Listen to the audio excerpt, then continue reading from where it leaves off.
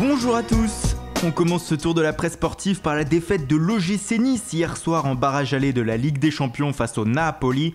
Les Azuréens ont cédé par 2 fois à San Paolo et ont même fini la rencontre à 9 contre 11. Ça s'annonce compliqué pour la qualification désormais, comme l'écrit Nice Matin. Le quotidien L'Équipe lui croit encore un peu. Touché mais pas coulé, titre le journal français. Néanmoins, il faudra un immense exploit au retour mardi prochain pour arracher son billet pour la phase de groupe. En Espagne, le Real Madrid a décroché hier son 2e trophée de la saison. Déjà, après la Supercoupe d'Europe, les Madrilènes ont enlevé la Supercoupe d'Espagne après une nouvelle victoire face au Barça 2-0. C'est la danse de l'été pour Marca ce matin, qui salue les prestations de Asensio et Karim Benzema, buteur hier soir. As revient lui sur l'année 2017 exceptionnelle des hommes de Zizou, qui soulèvent là leur 4e trophée de l'année.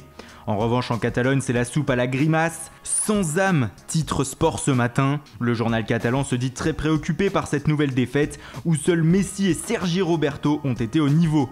Pour Mundo Deportivo, le Barça n'a tout simplement pas commencé sa saison. Les Blaugrana doivent impérativement recruter. D'ailleurs, le journal explique que Paulinho sera présenté aujourd'hui à la presse.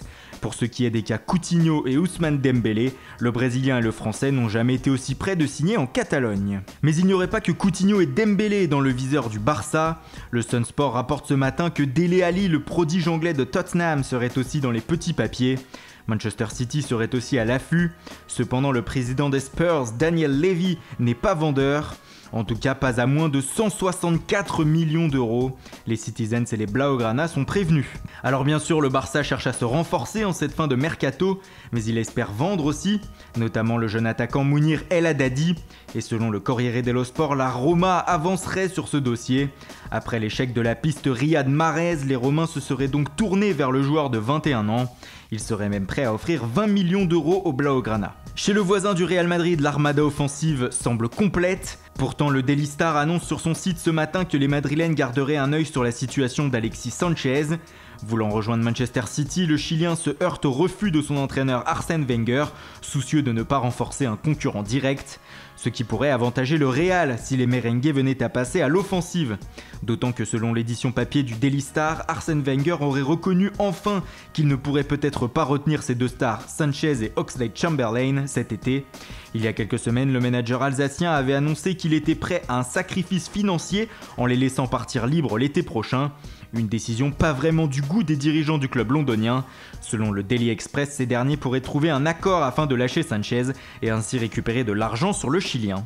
Enfin, on termine en Turquie où les rumeurs sur Hatem Ben Arfa reviennent à la une.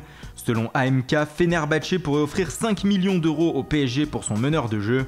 Le club d'Istanbul serait même prêt à offrir à l'ancien niçois un contrat de 4 ans, selon le quotidien. Affaire à suivre de très près. Voilà, c'est tout pour ce matin. Merci pour votre fidélité. Bonne journée à tous et rendez-vous dès ce soir pour un nouveau journal du Mercato.